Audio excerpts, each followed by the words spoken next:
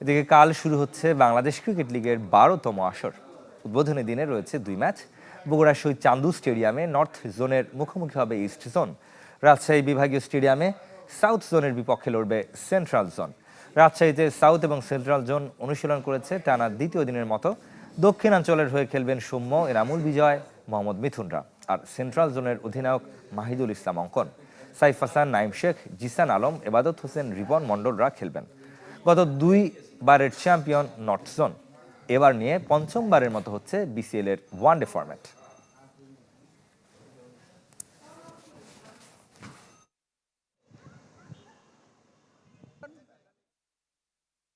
ভালো একটা ম্যাচই হবে, কম্পিটিটিভ ক্রিকেটই হবে। উইকেটটা ভালো, আমার মনে হয় স্পোর্টিং উইকেট। দুই দলের জন্যই সুবিধা থাকবে এবং ব্যাটিং বোলিংয়ে সুবিধা থাকবে। সো যে দলটা বেটার ক্রিকেট খেলবে অবশ্যই তারাই জিতবে। বাট আমার মনে হয় যে আমরা খুব ব্যালেন্স একটা সাইড, আমরা আমাদের বেস্ট ক্রিকেটটা খেলতে পারলে আমার মনে হয় যে রেজাল্টটাও আমাদের দিকে আসবে।